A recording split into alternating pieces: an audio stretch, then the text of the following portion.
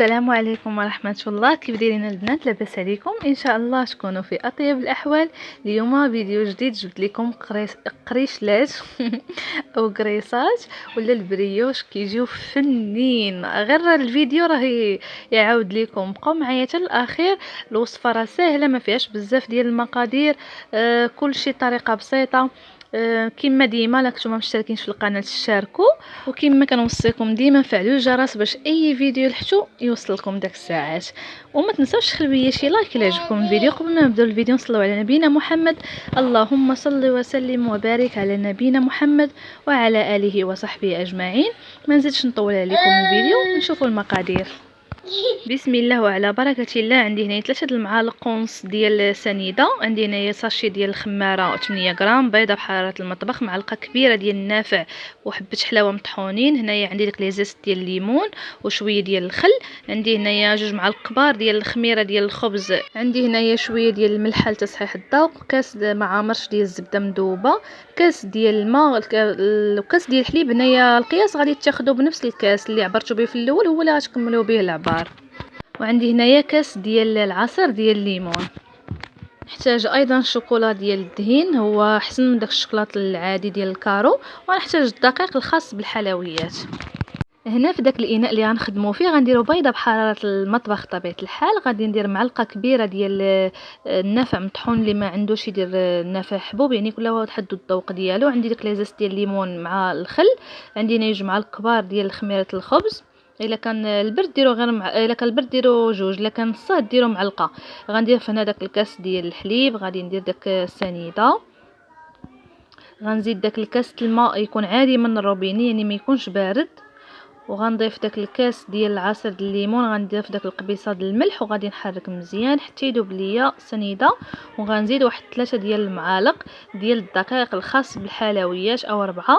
هنا راه مازال غادي نقول لكم الكميه ديال الدقيق المستخدمه، ولكن ماشي دابا غير باش نخليو الخميره انها كتفاعل مع داك الطحين، باش يعني تتخمر لينا الكريصات مزيان وكيجيو خامرين مزيان.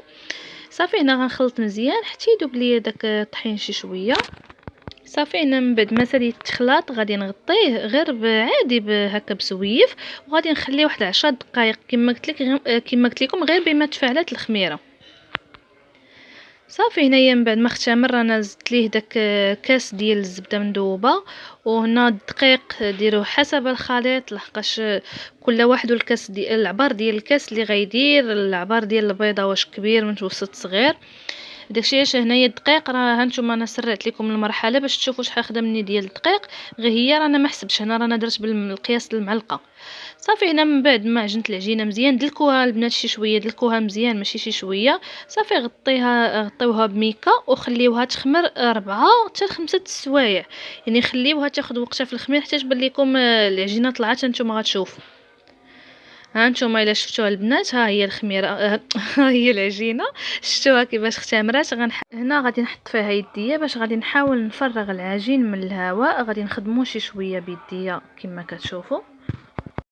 غنعاود معكم النصائح. الخميره لك الوقت ديال الصيف ديروا معلقه كبيره عامره، لكن الوقت ديال البرد ديروا 2 معالق كبار عامرين، والحليب يكون دافي والماء يكون من الروبيني. ايوا هنايا غادي نرش سطح العمل بالقليل من الدقيق، يعني ما تكثروش الدقيق فاش تكونوا كتخدموا القرص، ديروا غير شي شويه باش ما توليش لكم العجينه ثقيله وتبقى كما هكا، حيت العجينه ديال القرص ما خصهاش تجي انها لاصقه، ما خصهاش تجي خفيفه، خاصها تكون شويه كتلصق في اليدين، ولكن داك السقيه متحكم فيها. يعني ممكن انكم تحيدوها من، يعني غير ديروا يديكم العجينه غير تلصق داك العجينه، يعني ما تكونش كتلصق هكا في اليدين، يعني كتكون خفيفه بزاف وما تكونش ثقيله لدرجه انها كتولي بحال الحجره.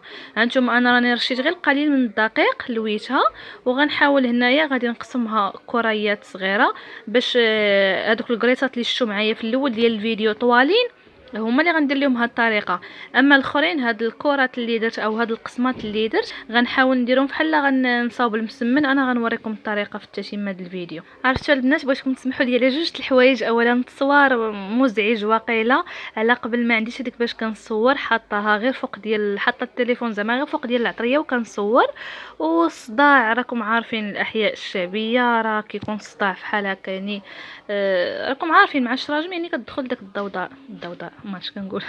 على ايين كناخذ القليل من الدقيق كنحاول نحط فيه داك العجينه. هانتوما شتو هي كتلصق ليا في الصباع ديالي، ولكن ماشي لدرجه انها كتبقى لاصقه لي في يديني دغيا كتحيد من الاصابع. هنايا كنطلقها وغندير فيها داك الشوكولا ديال الدهين. راه دير داك السطله ب 25 درهم، راه كاينين بزاف ديال الانواع، هي كدير ب 25 هي كدير ب 30. راه كتجي حسن من داك الشوكولات ديال الكارو، واصلا اقتصاديه عليه والله. هذاك الشوكولات ديال الكارو لا درتوه كيولي بحال سنيده. منين كطيب القرص او كرواسه وكتجبدوها كتولي فيها بحال المذاق ديال السنيده كتغزز. اما هذا كيبقى بحال هكا سائل وما كيكرمش، يعني كيكون القوام كريمي زعما، فهمتي. وانا درت لكم جوج طريقات. درت لكم هاد بحال الباغيت كيجي، هاد الكريسات كيجيو بحال الباغيت، ودرت لكم طريقه مدوره نتوما تشوفوها. يعني نتوما اختاروا الشكل اللي بغيتو. نتوما راك شفتوا ديال الباغيت راه ساهله، كنجمعها من الجناب كنسدها مزيان باش ما يخرجليش داك الشوكولا، وكنلويها في الطحين وكنحطها في اللاطه. نتوما شوفوا الطريقه انا غنعاودها معكم. الا كنتي باقا كتفرجي في الفيديو حتى دابا، اذا الفيديو عجبك بزاف ما تهربيش وضغطي لي لايك للفيديو، خلي لي لايك للتشجيع، خصوصا الا جربتي الكريسات راه كيجيو بنينين، راه كيهبلوا، كيعطيو كميه كثيره، وراكم شفتوا المقادير قلال وكيعطيو كميه كثيره، وصاوبهم حتى لوليداتكم راه غيعشقوهم. خليو لي شي تعليق الا جربتوا الوصفه، ضروري كتبوا لي تعليق وباش نعرف واش جربتوا الوصفه واش نجحات معكم ولا لا. بطبيعه الحال تنجح معكم الا تبعتوا جميع الخطوات لاخر الفيديو، ما زقلتوا حتى شي خطوه، راه كلشي زعما مشروح وكلشي واضح في الفيديو. ان شاء الله تجربوهم وتشكروني عليهم. راه انا براسي وحماقيت عليهم، حيت انا ما كنحملش القرص يكونوا فيه داك الحبيبات ديال النافع هكاك باينين، او حبه حلاوه هكاك باينين، كيعيفوني لدرجه ما كنقدرش ناكل كاع القرص هكاك. هاد الطريقه هذه كنشد النافع مطحون كنديرها حتى في الفقاس. دابا نحط لكم فيديو ديال الفقاس ان شاء الله. كنديرها فيه وباش ما كنذوقش، كيجي داك المذاق زوين ديال النافع ولكن ماشي هكاك تغزيه. وهذه الطريقه ديال الكريسات اللي دايرين، راه كنشد العجينه كنقطع منها بحال مسيمنه بحال هكا كره، كنشدها كنحلها وكنحط فيها داك الشكلاط وكنلويها بهذه الطريقه كما موضحه في الفيديو. وتا هي كندوزها في القليل من الدقيق، يعني غير شي شويه راكم شفتوا، وصافي وكنحطهم في اللاطه. هنايا انا حطيتهم في اللاطه غنخليهم يخمروا حتى يضاعف الحجم ديالهم، يعني حتى غيكبروا اكثر من هكا. يعني انا ما عرفتش الوقت بالضبط، ما حسبتش ليهم، ولكن ها نتوما غتشوفوا الفيديو شتي كيفاش ولاو.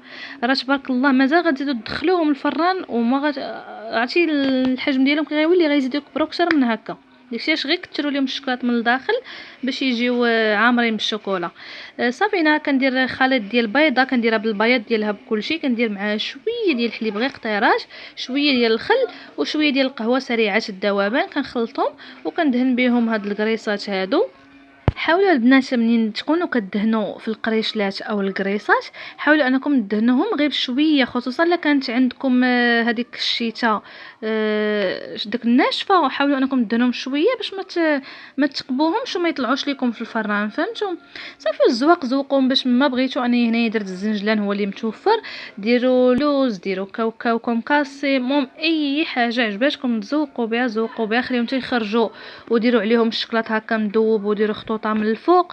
المهم التزيين كيبقى زعما اختياري. الطريقه ديال الطياب ديالهم او الطبخ ديالهم كنديروه في الفران على 150 درجه، يعني بحال حاطين الكيك باش كيطيبوا على خاطرهم من الداخل ومن برا. كنشعلوا عليهم الفوق والتحت وكنخليهم يطيبوا على خاطرهم كيف ما قلت لكم. مره قلبوهم واش تحمروا من التحت، الا كان مازال خاصهم التحمار من الفوق طفوا عليهم من التحت وزيدوا التحمار من الفوق. وكذلك ومثال بالنسبه للفران ديال الغاز، كذلك ومثال كطيبوهم من التحت وتهبطوهم، كطيبوهم من الفوق كتهبطوهم من التحت انهم يتحمروا، وكتنقصوا العافيه مزيان. شكرا بزاف على المشاهده. ما نكرهش انكم تخليو لي تعليق زوين الا جربتوهم، راه كيجيو زوينين. انا والله ما كرهتكم تصوبوهم وتذوقوهم قوش ما كيجيو لذاذ. شكرا على المشاهده مره اخرى، والصحه والراحه.